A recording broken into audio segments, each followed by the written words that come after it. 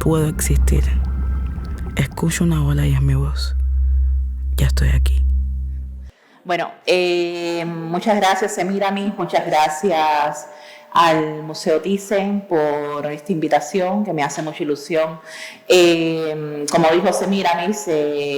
nos une un largo recorrido desde que nos conocimos en el máster en el Reina Sofía en 2012. Y bueno, nada, nos hemos visto crecer mutuamente y sobre todo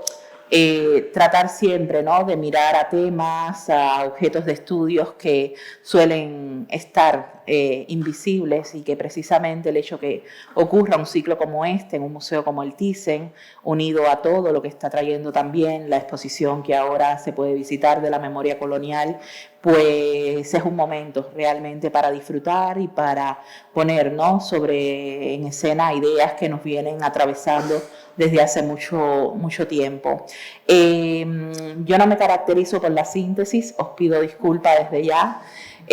Sois libres de abandonar el auditorio cuando necesitéis huir. Pero bueno, voy a leer y esa lectura va a estar interrumpida por algunos momentos donde sí quiero hacer una reflexión, sobre todo momentos en los que voy a traer a colación obras de arte contemporáneo, algunas que muchos conocéis, algunas de las artistas están aquí presentes además, y por supuesto también me podéis interrumpir, aunque haya luego un turno de preguntas cuando no se entienda algo. Voy a tratar de hacer una lectura pausada y, como dije, os voy a tener secuestrados, si me lo permitís, durante aproximadamente 1 hora, pero ya os digo, sois libres de abandonar el lugar. El resto, el torso, el cuerpo despedazado, el fragmento corporal, de un símbolo bajo la luz de la sublime violencia de lo verdadero. En estas figuras esencialmente críticas hay toda una filosofía de la huella, del vestigio. De modo que no hay imagen dialéctica sin un trabajo crítico de la memoria, enfrentada a todo lo que queda como al indicio de todo lo que se perdió. Empecemos esta conversación formulando algunas preguntas pertinentes. ¿Qué significados estéticos, culturales y políticos encierran estas imágenes? ¿Cuáles han sido las interpretaciones históricas acumuladas sobre ellas en sus derivas a través del tiempo y en los espacios privados o públicos en que se han sometido al escrutinio de la mirada? ¿De qué modo y con qué intención nos interpelan estas imágenes en el presente, aquí y ahora? El valor de las imágenes depositado en su iconicidad, cada vez que nos situamos frente a ellas, introduce en el campo visual una figura que por sus significados históricos atenta contra aquellas subjetividades víctimas de los procesos de violencia epistémica simbolizados en dicha efigie. Pensemos por un momento, por inabarcable que sea, en todas aquellas imágenes que, de modo explícito o no, están asociadas al ejercicio de múltiples tipos de violencia, el cual ha quedado registrado o representado en algún grado sobre la superficie visiva. O imaginemos todas esas obras canónicas en la historia del arte occidental, pero no solo en Occidente, en cuya producción ha intervenido una relación de hegemonía y subordinación, ejecutada a merced de los privilegios y el poder de una mirada cuyas adjetivaciones repetimos en coro. Efectivamente, nos referimos a esa archiconocida mirada normativa blanca, masculina, heteropatriarcal, salud, judío-cristiana, burguesa y colonial, que ha prescrito los modelos de representación de otros cuerpos, ya sean femeninos, racializados, negros, indígenas, aborígenes, no europeos, disidentes sexuales, patologizados, etc. Quienes produjeron muchas de esas imágenes ya han muerto hace tiempo. Sin embargo, sus obras todavía se exhiben y forman parte esencial de la economía global que administra la industria de la cultura en el capitalismo postindustrial y financiero. Desde el patrimonio cultural ha resultado un valor altamente capitalizable, no solo por el sustrato ideológico y político de la colonialidad que soporta las instituciones artísticas, los museos y el propio concepto de patrimonio cultural en el presente, cuyos bienes están indisolublemente ligados a los procesos de extractivismo, expolio y explotación del sistema mundo moderno colonial de género, sino porque, en definitiva, ese capital simbólico redunda en números de audiencia y público y, en última instancia, en euros y dólares. Esas imágenes siguen atravesando nuestras retinas. Como les dije, quería interrumpir la lectura con algunas imágenes que nos reverberan, que nos interpelan, como es esta obra de la artista Marina Vargas, que nos acompaña además hoy, tenemos el privilegio de tenerla, y que es una imagen que responde evidentemente a una ruptura de ese canon tradicional de un género que ha sido el del taller del artista, y donde el cuerpo de Marina habla por sí solo, ¿no? A través de empoderamiento, de resiliencia, de sobrevivir a una enfermedad como el cáncer, y donde efectivamente está trastocando y poniendo en solfa los parámetros a partir de los cuales la historia del arte occidental ha entendido, comprendido el cuerpo de una mujer sometido a la mirada de un artista hombre. Quizás Marina puede hablar mejor que yo, seguramente, de su obra, porque la atraviesa su biografía, su historia de vida y sobre todo de todas esas mujeres que la han acompañado en su lucha. El asumir muchos géneros de la historia del arte, formatos, lenguajes, pero también imágenes canónicas y traducirlas, reconvertirlas en un grito de lucha, es lo que hace que evidentemente estas imágenes resuenen hoy y que nos lleven a interpretar, a reinterpretar, como decía Didi Huberman, a partir de la imagen dialéctica, esos movimientos que a través del tiempo y la heterocronicidad conlleva el visitar las salas de un museo. Otras de las imágenes que son interesantes es siempre cuando se piensa en la construcción de la imagen nacional, en la imagen del Estado-Nación, y cómo esas alegorías que construyen, digamos, el cuerpo de la nación a partir de la relectura del cuerpo de la mujer que amamanta a sus hijos, a los hombres de la patria, y que nos remonta incluso a esa loba que amamantaba a Rémulo y a Romo, puede ser también contestada desde el presente. Es el caso de la artista Erika Ordosgoisti, venezolana, que trabaja también con algunas imágenes emblemáticas de los monumentos en Venezuela que aluden precisamente, por un lado, a esa conquista del territorio, a esa colonización del territorio, pero también a otros emblemas que tienen que ver con la propia construcción del Estado-Nación en Venezuela. Volveremos a esta artista más tarde. Dichas imágenes permanecen expuestas hoy, por lo general, sin que las acompañe una reinterpretación que permita el acceso a un conocimiento sobre las lógicas de producción bajo las cuales fueron concebidas y donde se desvele el andamiaje ideológico que las originó.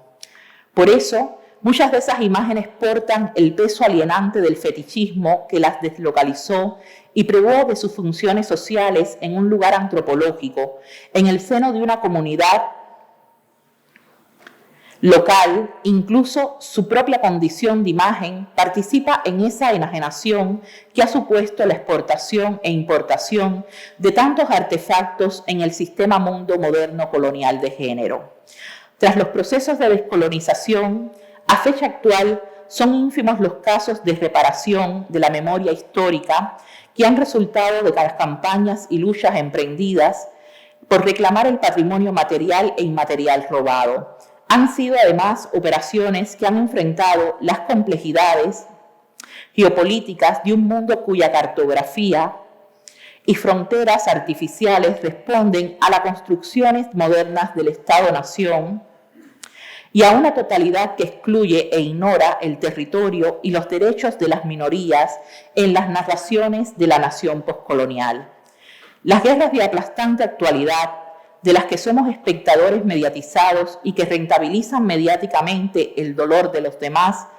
tan sensiblemente advertido por Susan Sontag, estén ocurriendo en Ucrania o en la Franja de Gaza, nos sitúan una vez más ante esa realidad y vuelven a exponer los cuerpos y las vidas de mujeres y niñas a las más repulsivas atrocidades y violencias.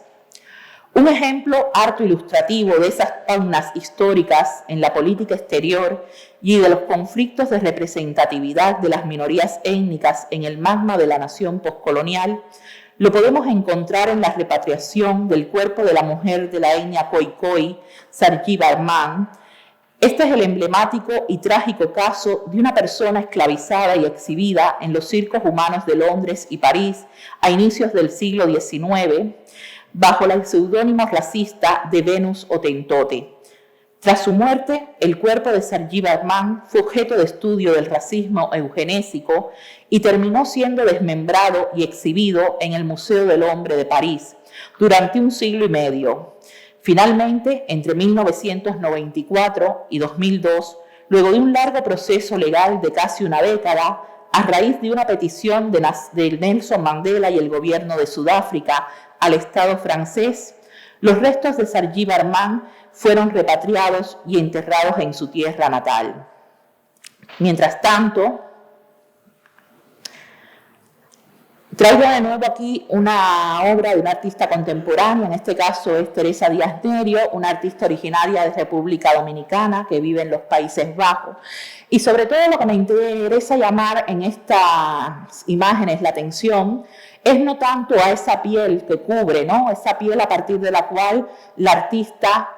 reproduce o trata de representar o recrear ese cuerpo que tanto llamó la atención, ¿no? A esa mirada blanca, colonial, eurocéntrica, sino lo que me interesa aquí es ver cómo se reproduce ese régimen de una mirada escópica blanca, masculina, porque lo que es interesante es no mirar tanto al artista en sí misma, sino a la performatividad de los cuerpos que son los observadores de esa performance en sí misma. Es decir, esa manera de reproducir el modo en que se mira un cuerpo que parece extraño, que parece ajeno, que parece no normativo, es lo que me interesa como modo también en los que se reproducen también dentro de las instituciones artísticas, formas o maneras donde la visualidad nos remonta a ese pasado, pero también entra en discusión con las propias condicionantes del presente, ¿no? Un presente que todos sabemos sigue siendo racista, sigue siendo xenófobo, y donde las poblaciones migrantes y sobre todo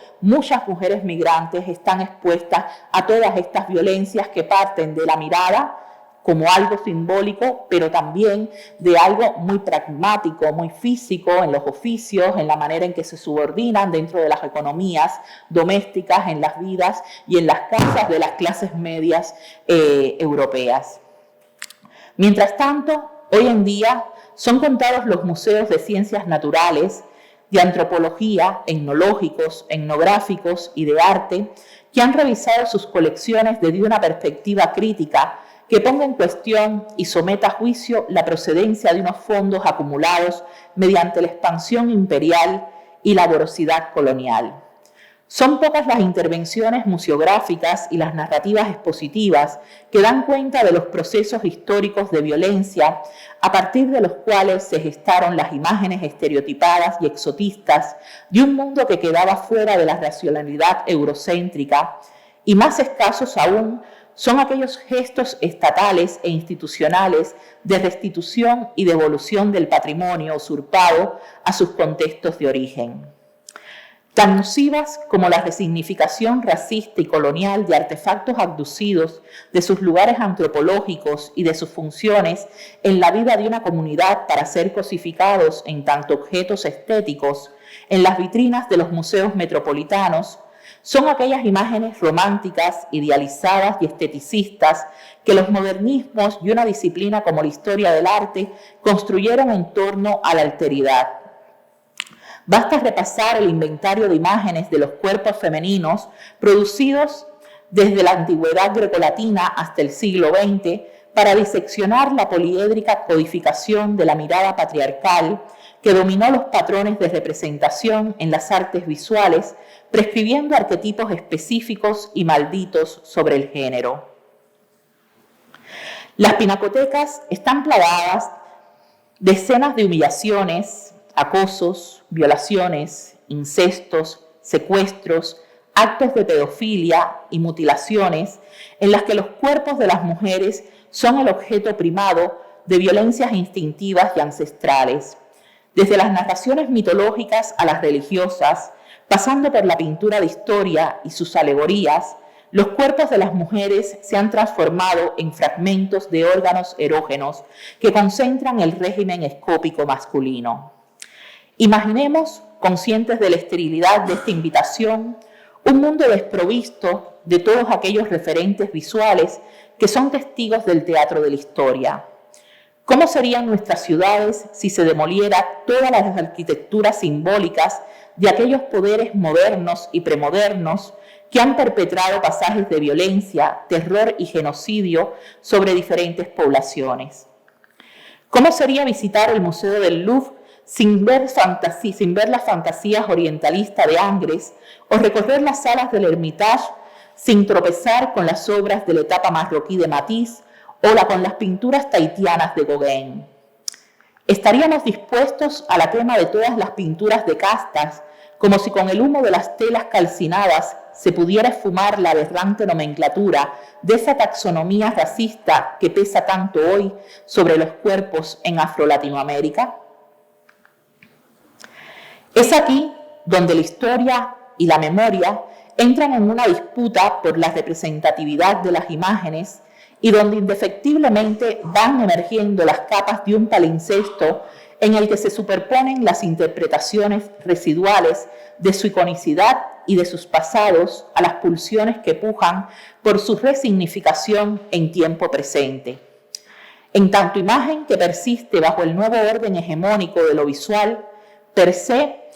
esta detenta un poder que inevitablemente nos interpela y que necesitamos contestar con urgencia.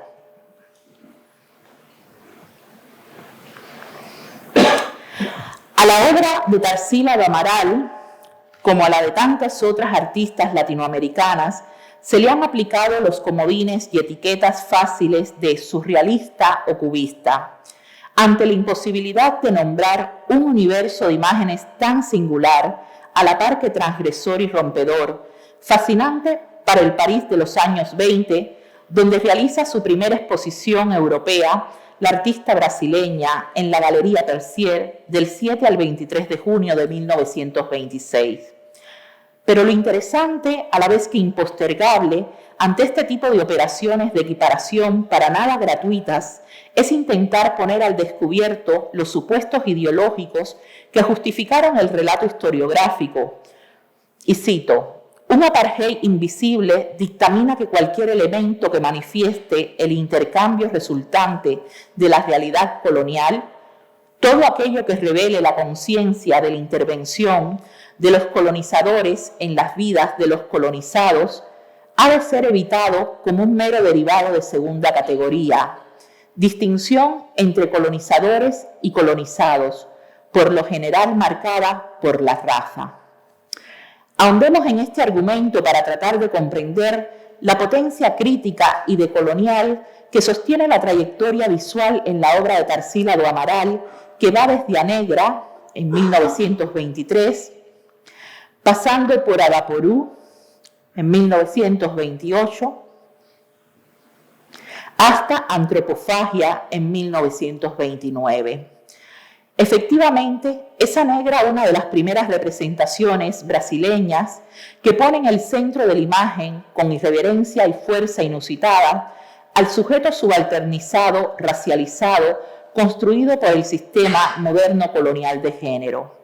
al otro que encarnaba el epítome de la diferencia colonial y sobre el que se ha ejercido la mayor violencia física y epistémica de la historia moderna. Previamente, otros artistas ya habían hecho un registro de los cuerpos negros en Brasil, entre ellos Modesto Brocos, Lucílio de Albuquerque, Armando Viana, Antonio Ferrigno o Almeida Jr. Mi amiga Isabela me corregirá todas estas pronunciaciones luego. Pero todos ellos apegados todavía a las convenciones de la pintura académica y a representaciones donde los personajes eran retratados con un sesgo costumbrista que apenas daba crédito de los conflictos sociales que se escondían tras esas escenas. La representación del cuerpo negro en la historia del arte brasileño había sido hasta entonces resultado de procesos históricos y de tecnologías políticas y sociales de degradación y dominación.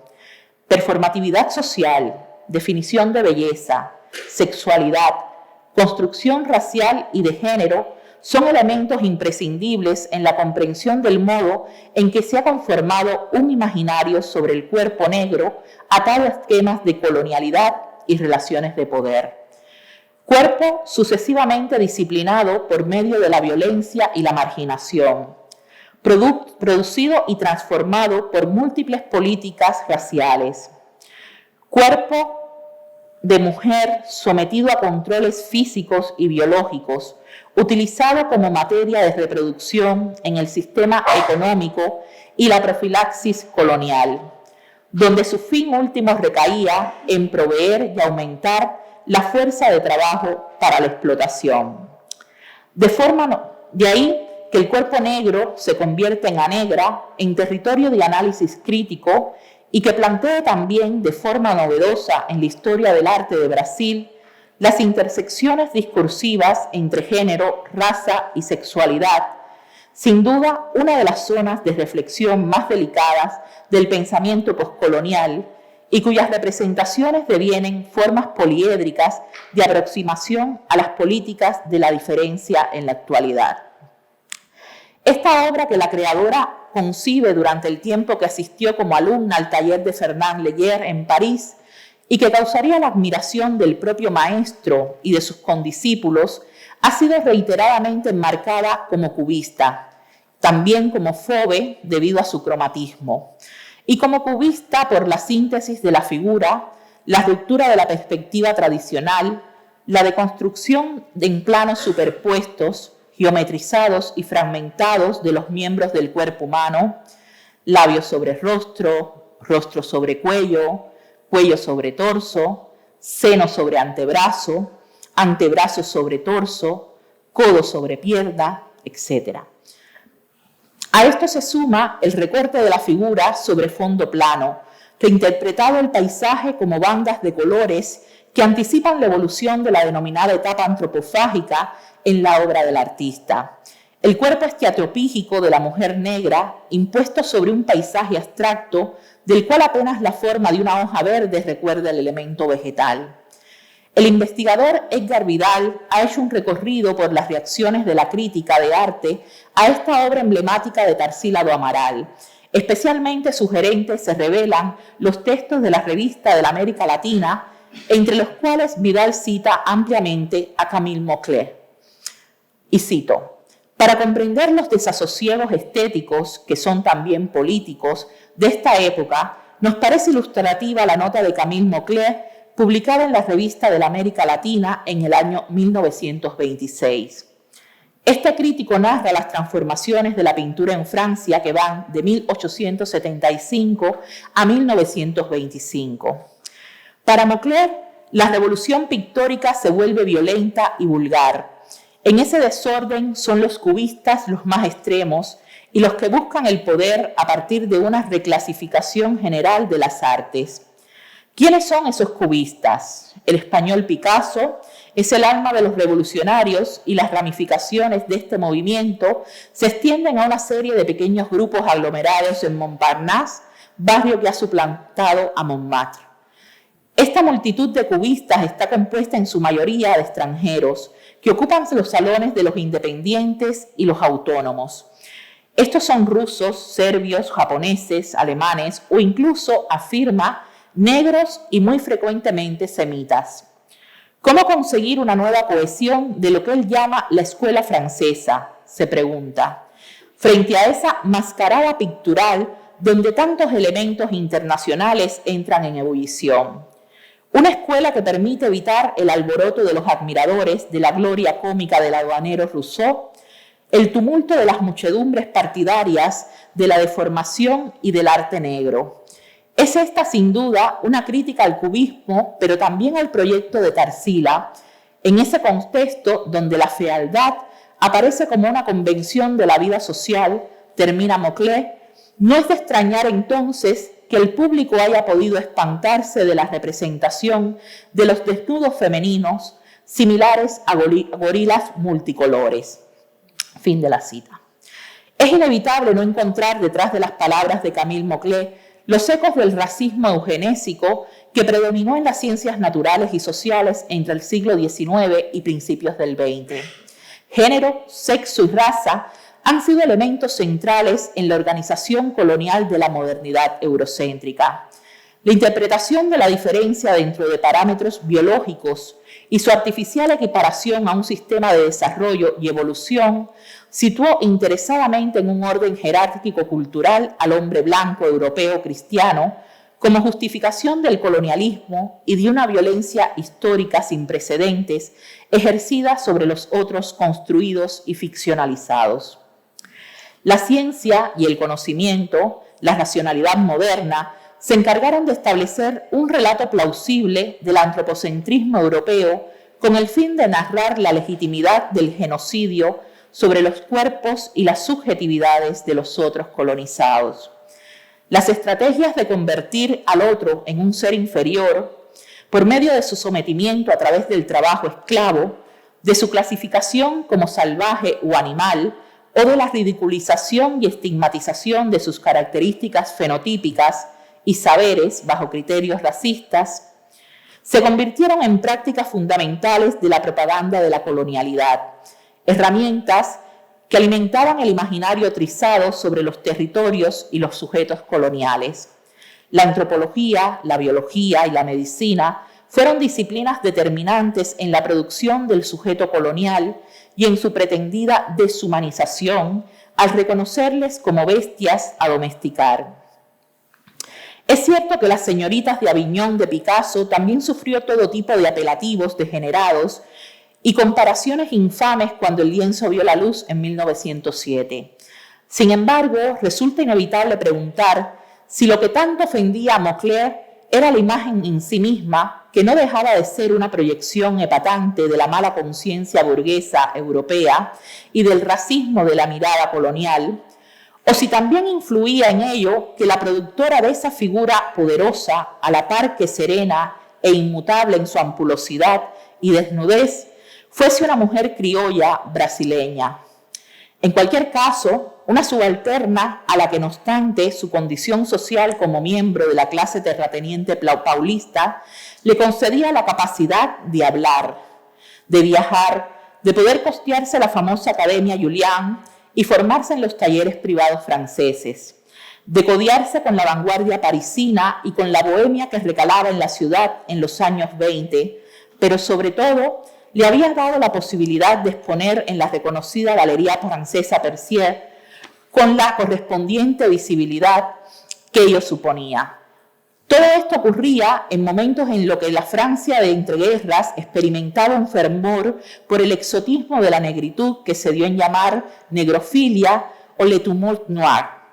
Tendencias a una orientación simplificada y totalizante de la visión occidental sobre los otros negros, que prontamente serían contestadas en el mismo seno de la comunidad intelectual parisina, con la fundación en 1934 de la revista El Estudiante Negro por el martiniqueño Aimé Césaire, el senegalés Léopold Sédar Senghor y el guyanés Léon Gotrán Damas.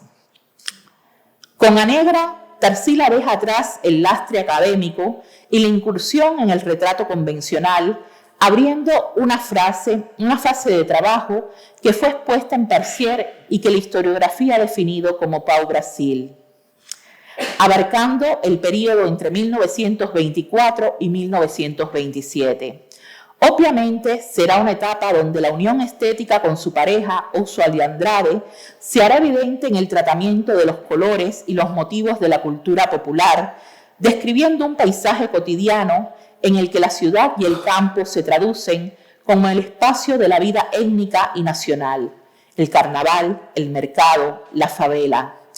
Pau Brasil se declara en el manifiesto del escritor como la pugna de la fuerza que colman la investigación estética del momento reverberante del modernismo brasilero, hibridación, sincretismo, vanguardia, modernidad y tradición, ciencia y tecnología, sabiduría popular, la floresta y la escuela. Algo que en la obra de Tarsila conviven las imágenes de la ciudad que crea un palincesto armónico con el paisaje, mezclando las geometrías y líneas del ferrocarril, los automóviles, el cableado eléctrico, con la curva de los morros, la vegetación y los cuerpos negros que como hormigas invaden la composición.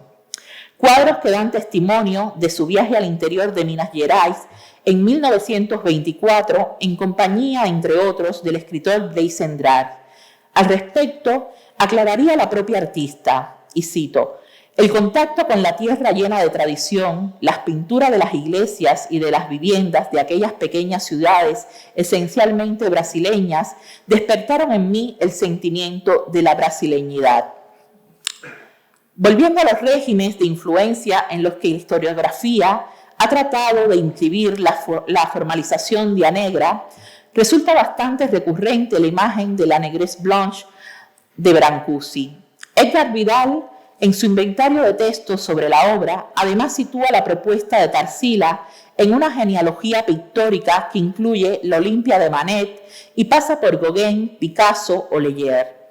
Sin embargo, más allá de la comunión visual entre algunas obras precedentes de esos autores, la historiografía ha considerado plausible ubicar la referencia de la pieza de Tarsila en la fotografía de una empleada de la familia en la fazenda São Bernardo, presumiblemente su nodriza o ama de cría, en respuesta a este intento de seguir a do Amaral en su viaje de regreso al interior brasileño y a su propia infancia, como un itinerario de descolonización de la visualidad y de agencia política. La imagen aparece dentro del collage de recortes de periódicos, postales y otros documentos contenidos en un álbum hecho por la artista como una suerte de diario de su viaje a Europa.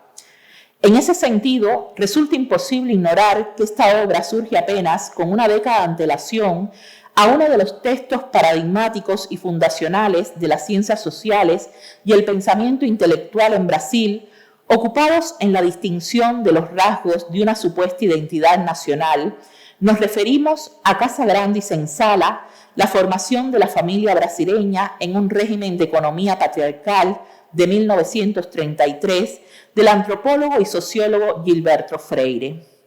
Más allá de la marca de las teorías científicas eugenésicas del momento en el texto, así como del idealismo con el que el autor describe las relaciones sociales en el interior de la Casa Grande,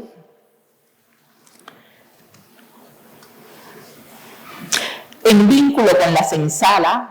senzala sería lo que sería el barracón de las personas esclavizadas, el barracón de esclavos.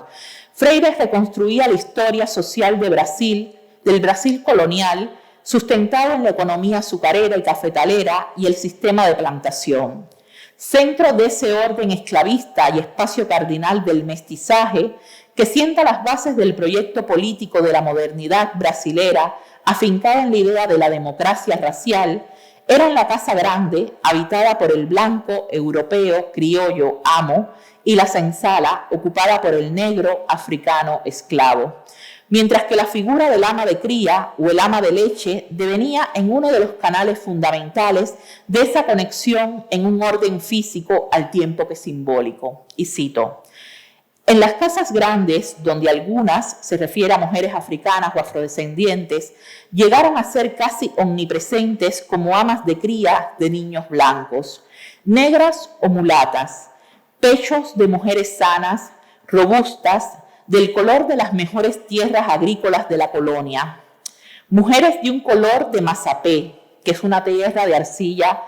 rojiza oscura, muy fértil para el cultivo de la caña de azúcar, mujeres de color de mazapé y de tierra rojiza, negras y mulatas, que además de su abundancia de leche, tenían otras cualidades, de las muchas exigidas por los higienistas portugueses. Y continúa Freire una prolija descripción citando la guía médica para madres de familia o niños considerados en su higiene, sus enfermedades y tratamiento, de Joan Baptiste Imbert. Y cito: los pechos deberán ser convenientemente desarrollados, ni duros ni blandos, los pezones ni muy puntiagudos ni muy encogidos, acomodados al labio del niño. Confrontando algunos de los elementos de la anterior descripción con la potente imagen de Anegra, no parece simplemente fovista el cromatismo arcilloso de la generosa figura, como tampoco resulta tan casual que en medio de la aridez de detalles del retrato, la artista se haya detenido en el pezón de ese seno que ocupa el primer plano de la composición para inundar el cuadro de savia maternal y tal vez resquebrajar las visiones de todas esas negreces desnudas representadas en los sucesivos modernismos como fetiches sexuales y objetos de la mirada masculina. Senos como frutas y labios situados en el rostro, pero con forma de labios mayores de vagina, redundando en un alegato de donde género y matriarcado deconstruyen los relatos de las historias del arte latinoamericano.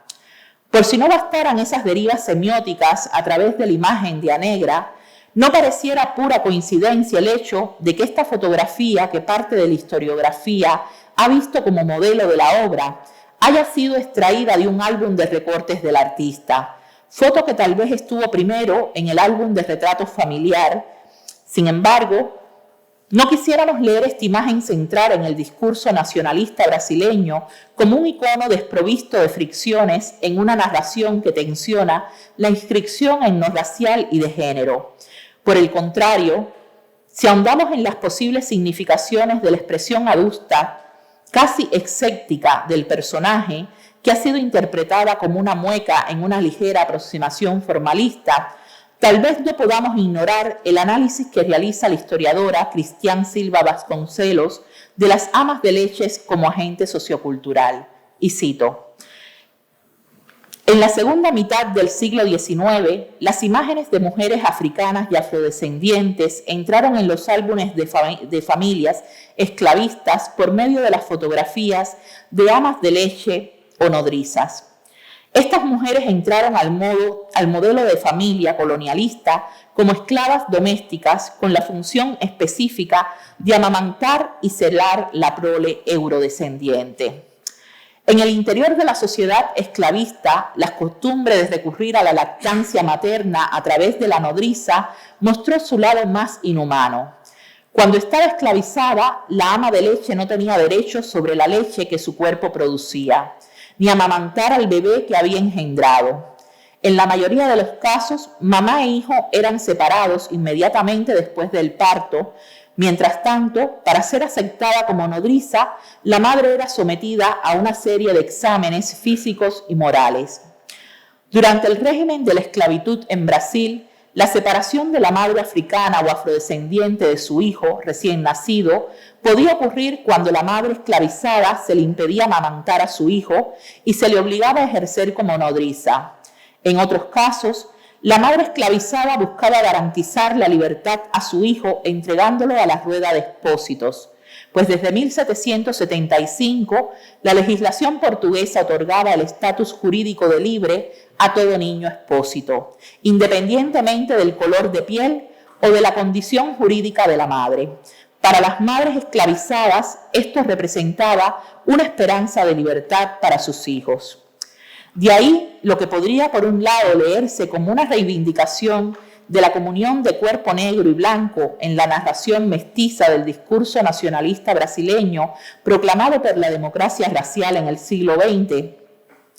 Por otra parte, devendría la más radical denuncia de la violencia ejercida sobre el cuerpo de la mujer africana o afrodescendiente a través de la representación del ama de leche como efigie fundacional del relato del mestizaje.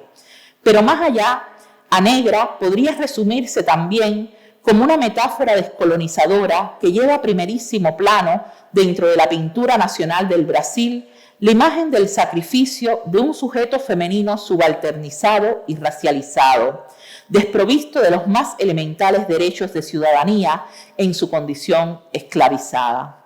La propia transgresión de la función matriarcal, fuerza tradicional de la organización social de la familia y la comunidad en muchas etnias africanas que fueron desplazadas a América, sería el gesto de rebeldía más dramático y extremo en una performatividad real y simbólica de resistencia articulada desde la agencia política. Ese seno inflamado, lleno de leche materna, sin la presencia de un pequeño cuerpo negro que amamantar, sería entonces la imagen de la lucha, la esencia de una revolución que trasciende los límites de lo pictórico en busca de una libertad expresiva más allá del canon estético. En definitiva, un grito de libertad en clave etnorracial y de género en la sociedad brasileña del siglo XX. Las respuestas a la exégesis tradicional de las imágenes implica estrategias simbólicas de deconstrucción, desautorización o desarticulización. Jordi D. Huberman infiere otro interrogante cardinal que sumamos a las iniciales de nuestra presentación. Y cito: ¿designa esta imagen un momento de la historia como proceso o bien una categoría interpretativa de la historia como discurso? Para continuar respondiendo, y vuelvo a citar, la imagen dialéctica, con su esencial función crítica, pasaría entonces a ser el punto, el bien común del artista y el historiador. Fin de la cita. Esto significa que esa imagen conflictiva que asalta al espectador a través de los fantasmas de la colonialidad y el totalitarismo, que le persiguen como una pesada sombra mientras éste discurre por los museos, se articula en una dualidad y polisemia en tanto imagen de memoria e imagen crítica. En ella se van a concentrar las disputas sobre las narraciones del pasado y sus ramificaciones en nuestros presentes y futuros alternativos. Mientras la pulsión memorialista del icono intenta prolongar sus políticas de blanqueamiento y apología de la supremacía eurocéntrica y el norte global, la práctica feminista decolonial cita y entrecomilla esas imágenes, las transforma en conocimiento crítico para advertirnos, quizás, de los peligros que nos acecharían en un mundo desprovisto de la historicidad de esas imágenes. Comenta Aracide Amaral, posiblemente una de las mayores estudiosas de la obra de artista, que tuvo acceso directo a los archivos tarsilianos, y cito: pasado ya el impacto del cubismo en el que se había sumergido, Tarsila está atenta al selvavirguismo, predicado por Mario de Andrade y enunciado después por Oswald de Andrade con el nombre de Pau Brasil, manteniendo la misma significación, la proyección de Brasil, de su clima, de su realidad visual, como un lenguaje actualizado. La carta de Mario de Tarsila, en la que se refiere entusiásticamente al selvavirguismo, es del 15 de noviembre de 1923. Y Tarsila, al desembarcar en Río de Janeiro, en una entrevista al Correo de la Mañana, publicada el 25 de diciembre de ese año, afirma, junto a su interés por el cubismo, y dice: soy profundamente brasileña y voy a estudiar el gusto y el arte de nuestros caipiras. Espero, en el campo, aprender con aquellos que aún no han sido corrompidos por las academias.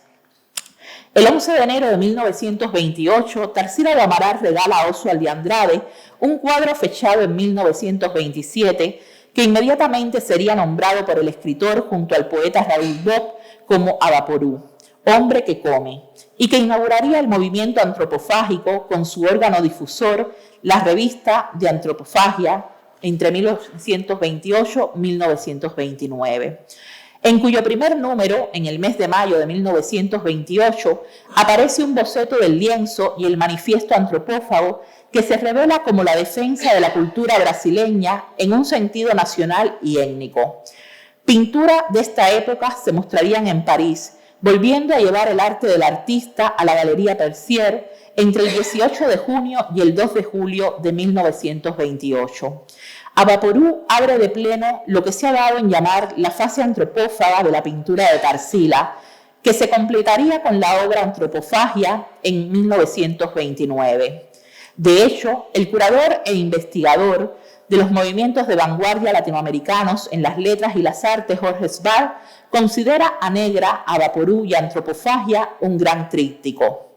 Juntas señalan la síntesis Pau-Brasil antropofagia, presente en las obras anteriores. El signo brasileño está acentuado por el paisaje de fondo, en el que un gajo de naranja solar, suspendido en el aire, ilumina la floresta tropical, resaltada por la hoja de plátano que se alza por detrás de la figura en primer plano. Y cito: el descubrimiento de las vanguardias en París conduce a un redescubrimiento del Brasil. La historia, la cultura, la flora, la fauna, la geografía, la antropología, la etnia, la religión, el arte culinario, la sexualidad. Un nuevo hombre, un nuevo color, un nuevo paisaje y un nuevo lenguaje anclados en las raíces de un pasado colonial. De esta explosible relectura nace la ideología Pau-Brasil, que culminaría al final de la década con la antropofagia, la revolución estético-ideológica más original de las vanguardias latinoamericanas de aquella época. Evidentemente, algo rememora en este personaje gigantesco que invade todo el lienzo el gesto del pensador de Rodin, aunque este ser inunda con su presencia un paisaje donde el azul, el verde y el amarillo caipiras predominan con intensidad,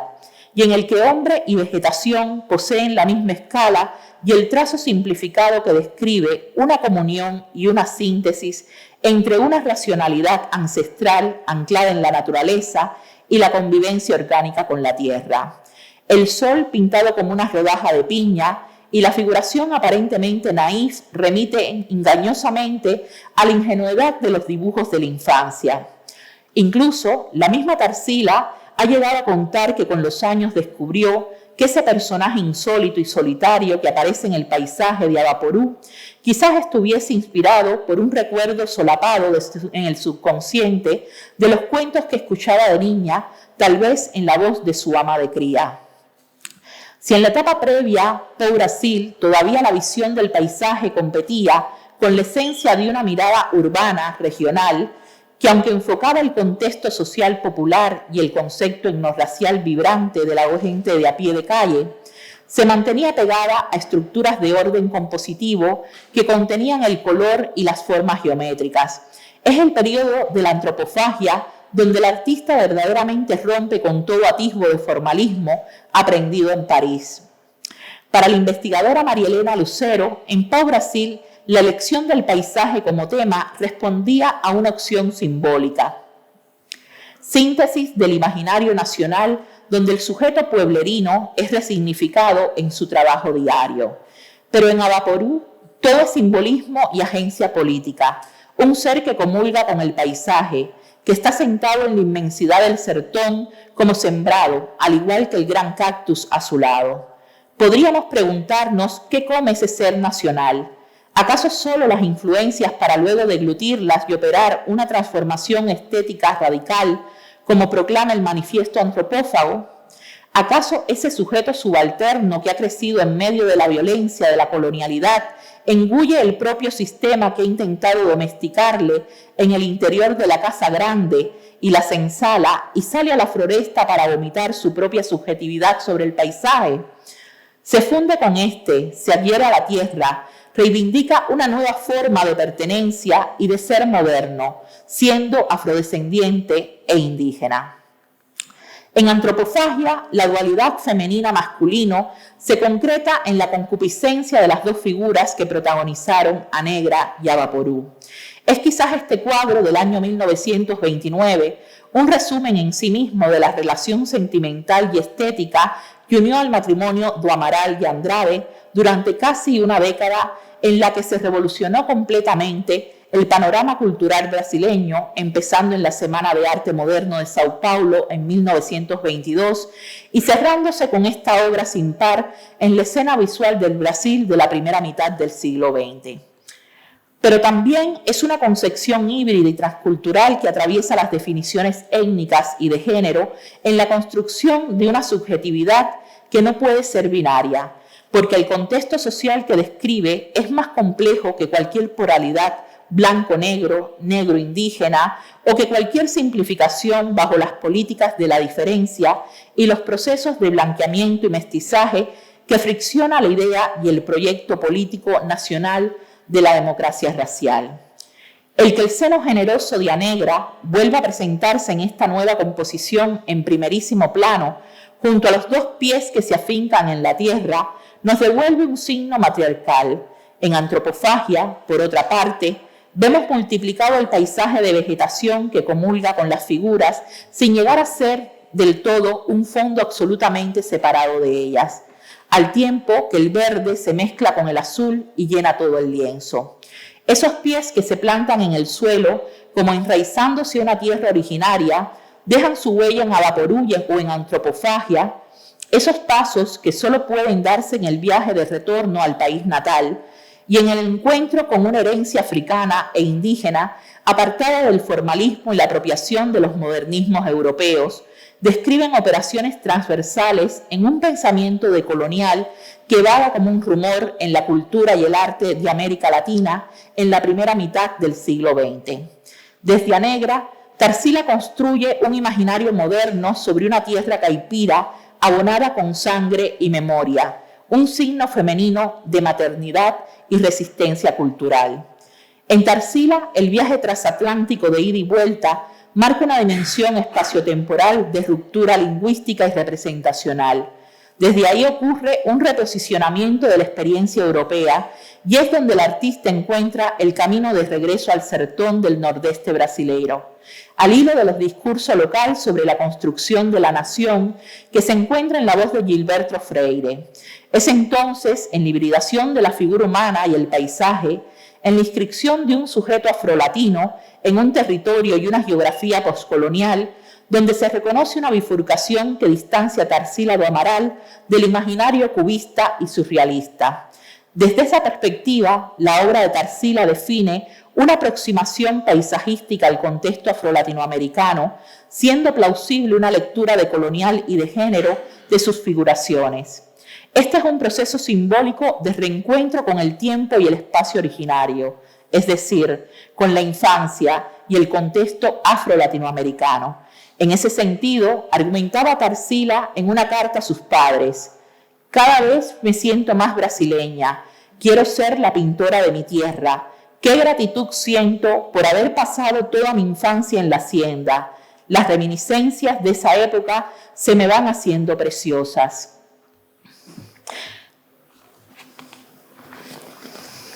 Con Moxey, tal vez debamos pactar que en cierta medida nuestra función como historiadores del arte y los retos de la disciplina en la actualidad residen en gestionar su conocimiento sobre la vida de las imágenes más allá del momento de su creación.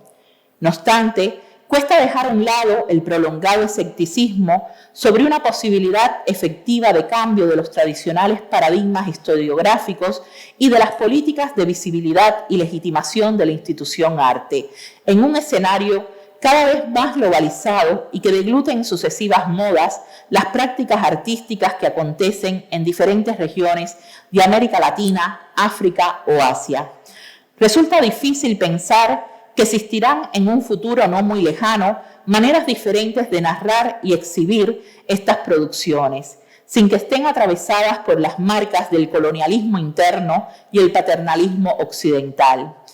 ¿Cómo convivirán estas imágenes con las expresiones de xenofobia y sexismo que aumentan en nuestras ciudades cosmopolitas, en un presente histórico en que Europa cierra sus fronteras y negocia la diferencia en el mismo lenguaje colonial que multiplicó y distribuyó las imágenes perversas de la otredad?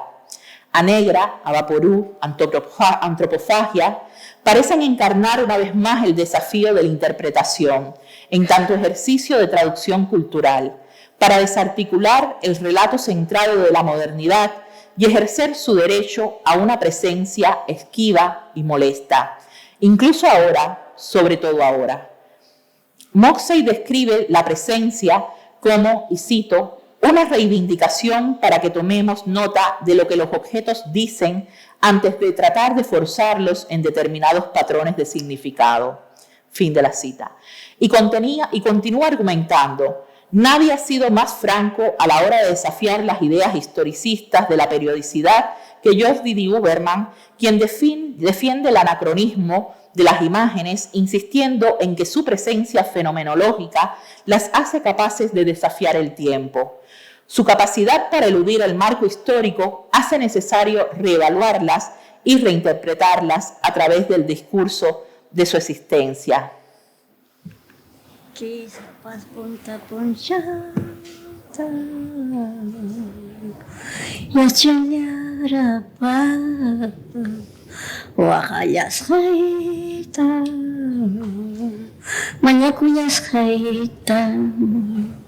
Chay supay pawanchurinta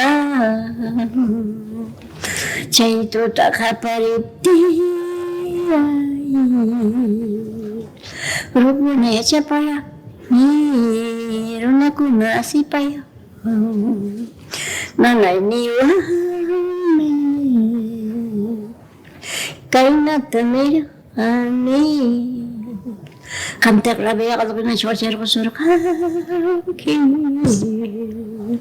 Chaychani kurang kiham Joyon tapiwang ham Kanan yanyo kata trararuay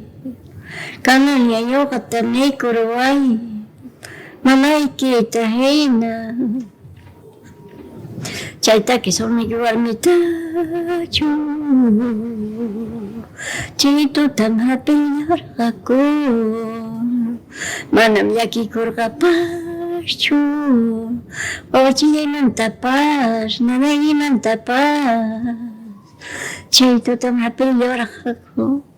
Bilar yar ako Rentong amakino Manam yaki kurachor Silipas pawaram naman Mana chayam skuntinto chukas pa Tragara chilorka Wanyos karon to chayanta Usihoy pata Pulbulawan chapus kata Chayna na yewa Kainata nerjani Apaway usihoy pata Kay piharek sinichumya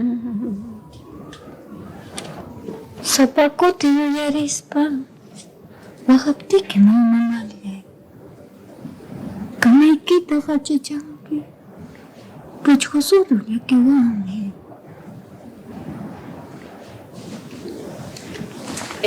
May mamikos kang kicho Nanamikoy tamunas paikika Niya wayan chiwaichu Ay Takika po Mikuchay ko ay pa Mananya mamay Tayo yarinacho Quizá pas mamá Pas causa y mancho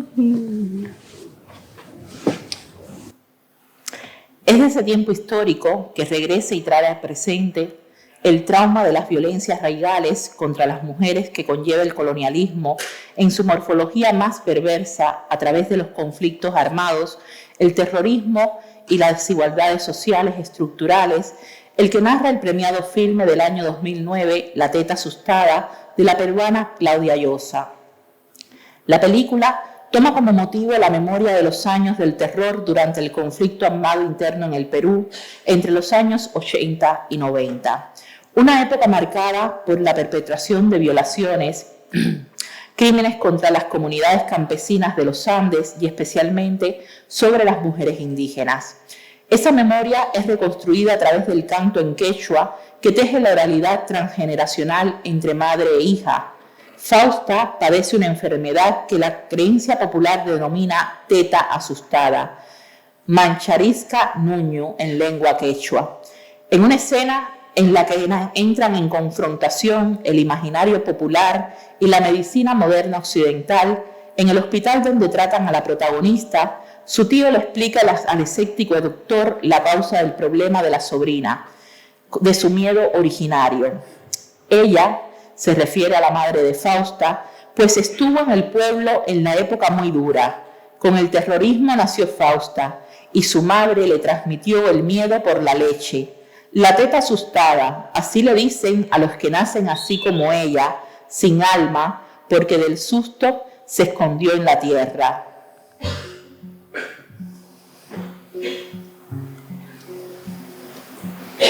Kay haraka upti Yamani, Yuhamnu Tari Kurhani, Iksai ke pekalaj gaspai, Jemi kuna kaita pani, Nurus kuduta, Tabung tahina, Achas na ilyamale, Iparijika achataha. Para proteger su cuerpo de la violación, Fausto introduce en su vagina una papa. Aquí la patata semantiza la anatomía femenina en tanto cuerpo de la nación y territorio sometido al extractivismo en el sistema mundo moderno colonial de género. Cuerpo individual y colectivo que rabia de dolor, ultrajado por un sistema patriarcal, pero también por los procesos de blanqueamiento y discriminación etnorracial encarnados en los discursos de independencia de las repúblicas poscoloniales, que en el filme metaforiza a la mujer blanca criolla de la alta sociedad limeña para la que Fausta trabaja como empleada del hogar, enfatizándose el conflicto de clase, género, raza y paradigma cultural. Advierte Rita Segato en su texto las nuevas formas de la guerra y el cuerpo de las mujeres. La rapiña que se desata sobre lo femenino se manifiesta tanto en formas de destrucción corporal sin precedentes como en las formas de trata y comercialización de lo que estos cuerpos puedan ofrecer hasta el último límite. A pesar de todas las victorias en el campo del Estado y de la multiplicación de leyes y políticas públicas de protección para las mujeres, su vulnerabilidad frente a la violencia ha aumentado, especialmente la ocupación depredadora de los cuerpos femeninos o feminizados en el contexto de las nuevas guerras. Las imágenes que veremos a continuación se articulan en esa dialéctica memorias, resistencia, cuidado del propio cuerpo, desplazando de la posición instrumentalizada de víctima a mujeres cuyas prácticas artísticas han devenido una forma de lucha contra el olvido de las violencias múltiples infringidas en el sistema mundo moderno colonial de género sobre los territorios femeninos encarnados en la anatomía misma y en la vida comunitaria. Pero al mismo tiempo, una denuncia que grita con rabia y exige reparación y justicia histórica. Entonces, en estas imágenes, los cuerpos otrora desposeídos son restituidos a través del empoderamiento, la sororidad y de su resignificación en tanto agentes de vida, es decir, vitales en sí y que dan u otorgan vida, que recuperan una función matriarcal que les fue usurpada y capitalizada por la biopolítica moderna. Estos cuerpos recuerdan, resisten, priorizan el autocuidado y sobre todo deciden. Voy a pasar unas imágenes muy rápidas porque, bueno, ya los he tenido aquí bastante aburridos. Estamos viendo una imagen de la artista dominicana, Raquel Payewonsky, que habitúa a trabajar con estas especies de anatomías deformes, pero que son anatomías que están de algún modo restituyendo funciones vitales, funciones ancestrales y funciones cardinales en la reproducción de la vida. En este caso también, digamos, el uso de los materiales que utiliza Raquel, la manera en que dispones estas grandes y complejas instalaciones, ella proviene de unas prácticas que empezaron por cuerpos que eran extraños, cuerpos de los cuales salían prótesis, malformaciones, y que de alguna forma estaban reparando, ¿no?, en el extrañamiento de un cuerpo de mujer que se reconoce a través de la mirada del hombre. Y en este caso, en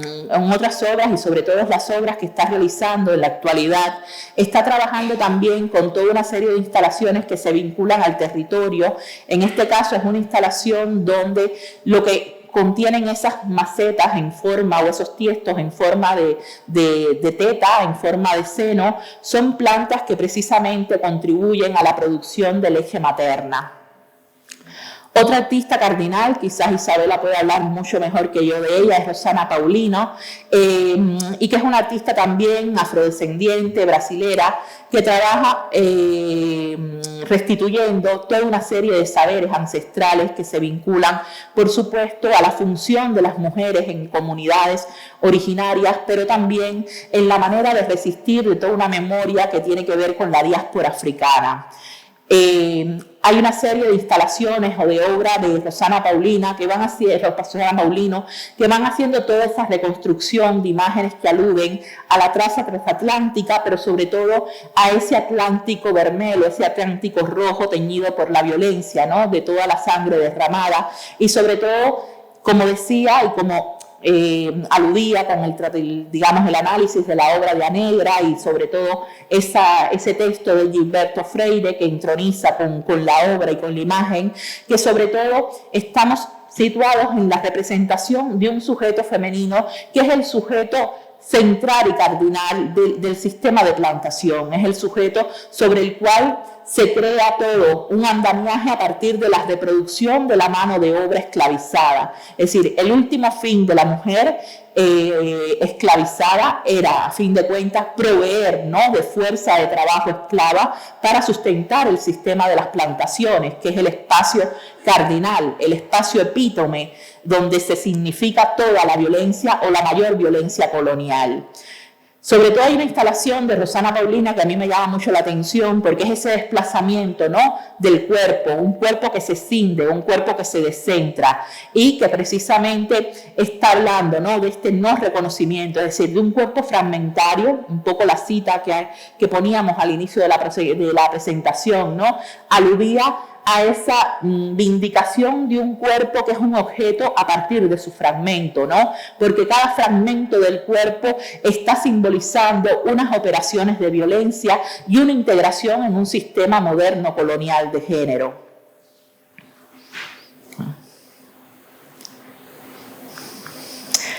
Y esta otra imagen también, que un poco nos remonta a ese análisis que hacíamos de las nodrizas, de la ama de cría, también de una instalación de Rosana Paulino, donde justamente ese es el eje, ¿no? Narrar la violencia que entraña esa relación, ¿no?, y esa ambivalencia, pero que no es una relación del pasado. Es decir, cuando vemos hoy en nuestras ciudades europeas tan cosmopolitas, tan progresistas, que las clases medias, no solamente de derecha, sino también de izquierdas, ¿no?, tienen a personas que las ayudan en el hogar, es decir, son mujeres, muchas veces son mujeres dominicanas que han dejado a sus hijos atrás y que vienen a cuidar, ¿no?, a ejercer los cuidados en los hijos de otros, mientras los suyos quedan con las abuelas, quedan con los padres en sus territorios de orígenes. Con lo cual, estamos hablando de procesos sociales a través de los cuales la imagen está reconectando tiempos, es decir, no hablamos del pasado, hablamos de una colonialidad que está muy presente y que significa hoy otros sistemas de violencia en las maneras en que se distribuye el trabajo en las poblaciones migrantes dentro de Europa, o digamos dentro de las clases, de los estratos sociales más favorecidos en las sociedades también criollas que se crearon con post-independencia tras la descolonización en América Latina, en África, etcétera. Otra obra, en este caso de Débora Arango, dos obras que también, Débora Arango es una artista colombiana, una artista bastante interesante que en plena primera mitad del siglo XX estaba haciendo un tipo de obra como esta en un contexto absolutamente machista, un contexto discriminatorio y con una fuerza y, digamos, traduciendo la violencia política en la Colombia de esos años. Y quiero terminar la presentación aludiendo a esta obra de Erika Erdős-Roysti, que ya veíamos otra al inicio, donde hace una serie de intervenciones sobre monumentos, en este caso en la estatua del libertador Simón Bolívar, ¿no?, aludiendo precisamente a ese icono del imaginario heroico nacional de Venezuela, pero también de toda la América Latina, pero sobre todo dentro de lo que significa en el discurso del régimen bolivariano. Y vamos a terminar con este vídeo, que quizás habría que bajar un poco porque va a ser un poco alto. Y pedimos a todos los camaradas trabajadores que venimos a expresar nuestro apoyo al comandante presidente y a la reforma de la Ley Orgánica del Trabajo, a personarse a la parte de atrás de la plaza para evitar. Y expresamos que no coincidimos y repudiamos este tipo de actos.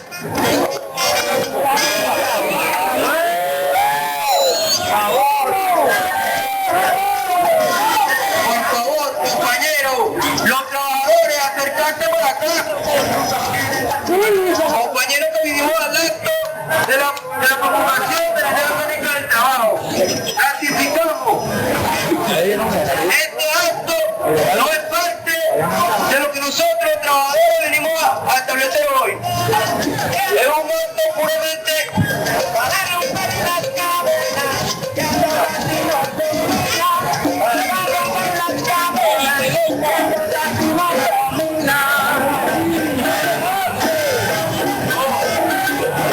por favor, compañeros trabajadores, hacemos un llamado.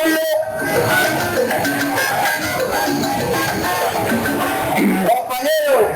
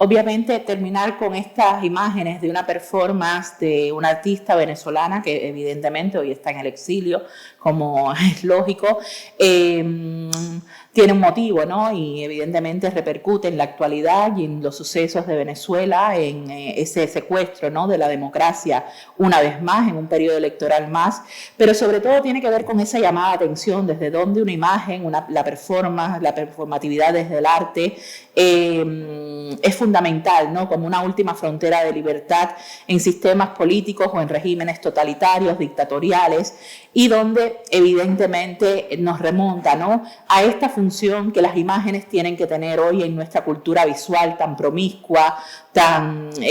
mediatizada, tan globalizada. Es decir, en ese sentido, reivindicar una vez más la función del arte y la función de los museos. Muchas gracias.